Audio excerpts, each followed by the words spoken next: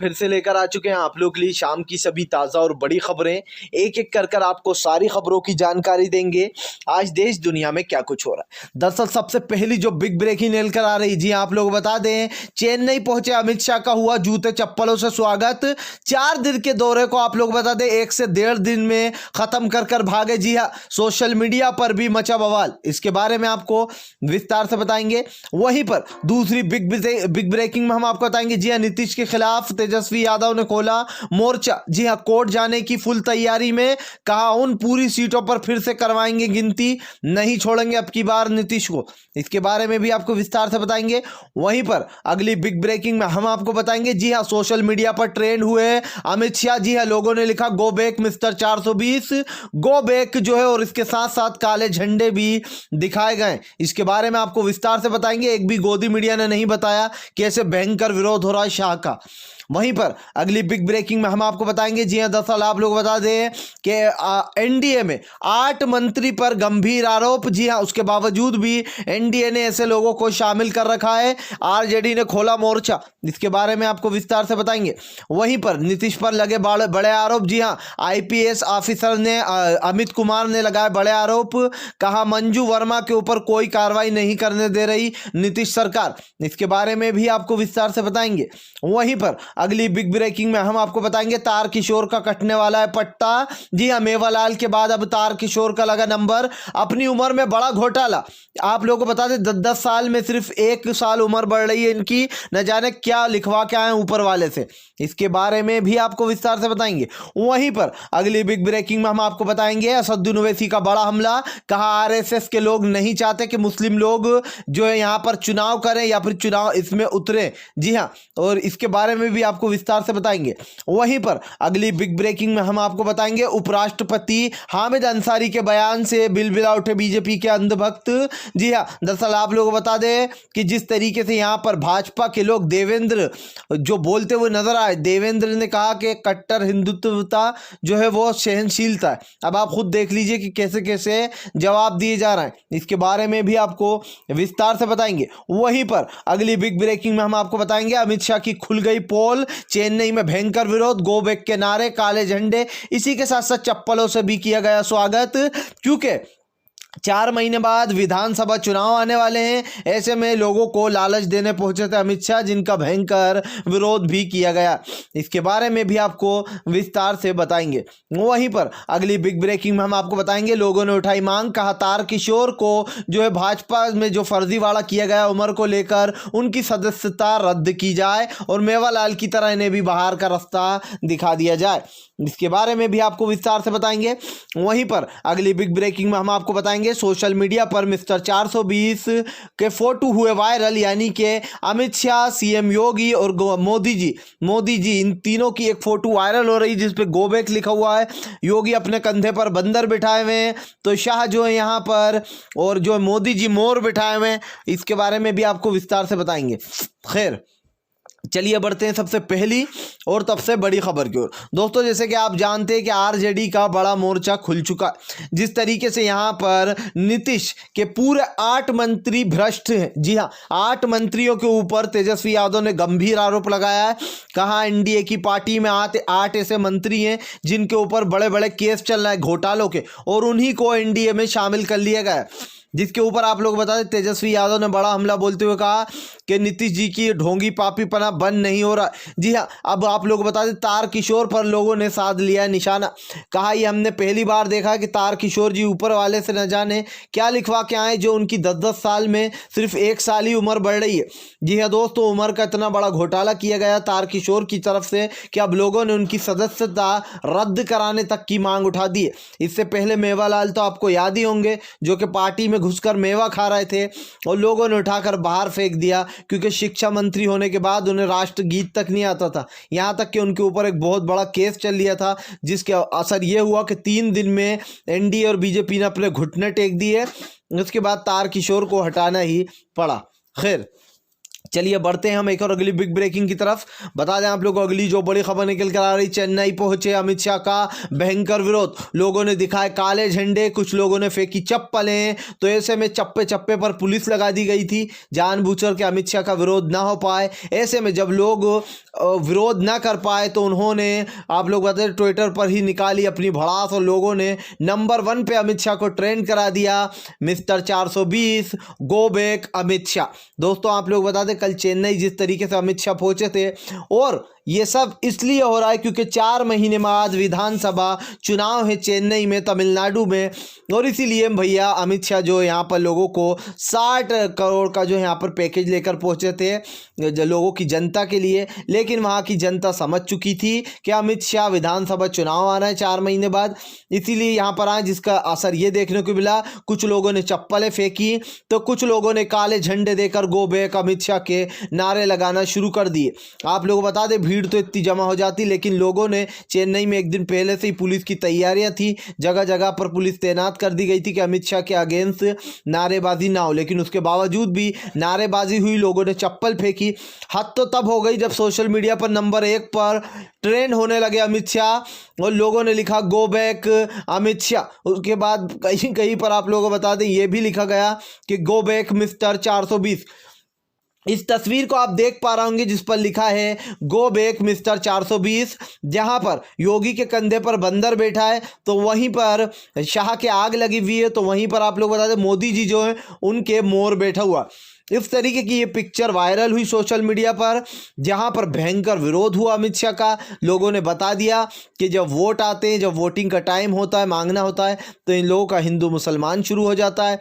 उसके बाद लोगों के लिए कुछ चीज़ें करना शुरू हो जाती हैं, आर्थिक पैकेज बनने लगते हैं, और जैसे ही चुनाव ख़त्म होते हैं फिर सब भूल जाते हैं कि जनता किस मुश्किलों में है, किस परेशानियों में है, जिसका असर साफ साफ देखने को मिला। एक भी गोदी मीडिया ने क्यों आपको ये नहीं बताया?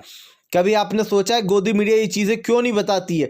नंबर 1 पर 1 पर ट्रेंड होना, आप खुद सोच लीजिए, वो भी बुरे कामों के लिए।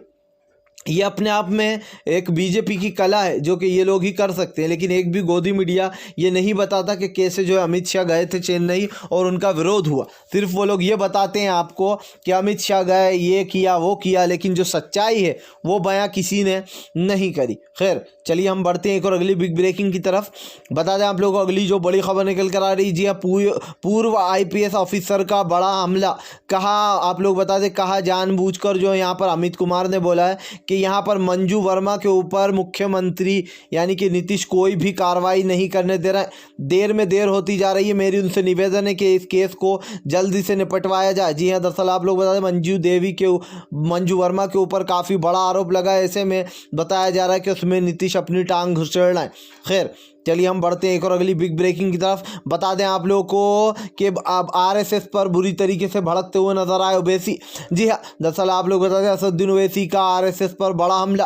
कहा RSS के लोग नहीं चाहते कि राजनीति में उतरे मुसलमान। जी हाँ, वो नहीं चाहते कि मुसलमान जो यहाँ पर चुनाव लड़े और जीते। ऐसे में असदुद्दीन ओवैसी ने कहा कि आज हम सबको एक साथ खड़े होने की ज़रूरत है। जिस तरीके से RSS और संघवी लोग मुसलमानों के खिलाफ साजिशें कर रहे हैं, इस देश को हिंदू राष्ट्र बनाना चाहते हैं और हिंदू राष्ट्र की तरफ बढ़ भी रहा है ये देश, तो ऐसे में हमें इन सब की उम्मीदों पर रोक लगाना होगी।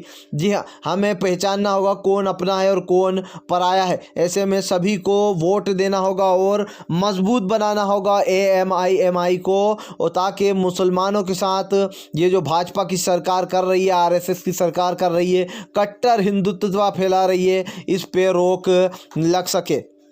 खैर चलिए हम बढ़ते हैं एक और अगली बिग ब्रेकिंग की तरफ। बता दें आप लोग को अगली जो बड़ी खबर निकल कर आ रही, जी हाँ, दरअसल आप लोग बता दें उपराष्ट्रपति हामिद अंसारी के बयान से बिलबिला उठे बीजेपी के अंधभक्त। भाजपा के देवेंद्र का कहना है कि ये हिंदुओं की सहनशीलता है हिंदुत्व की, कि वो इतनी चीज़ें सहन कर रहा है। अब आप खुद सोच लीजिए जो हामिद अंसारी साहब ने बोला है, जी हाँ, वो उस बात में 100% सच्चाई है। बीजेपी अच्छे से जानती है, तभी तो तिल मिला रहे हैं बीजेपी के लोग।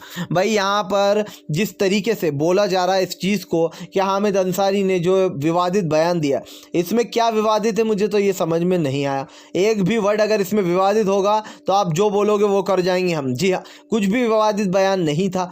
उसके बावजूद हामिद अंसारी जी ने कहा था कि कोरोना से पहले ही हिंदू मुसलमान का खेल शुरू कर दिया था और कट्टर हिंदुत्वता फैला रही थी आरएसएस और बीजेपी की सरकार, और देश को हिंदू मुसलमान दो हिस्सों में बांट दिया है। इससे पहले हमारे देश में इतना हिंदू मुसलमान कभी नहीं हुआ, क्योंकि किसी को ज़रूरत ही नहीं पड़ी, ऐसी चीज़ें हुई नहीं पिछले 50 सालों में। लेकिन जो पिछले 50 साल में नहीं हुआ वो पिछले 6 साल में मोदी ने करके दिखा दिया।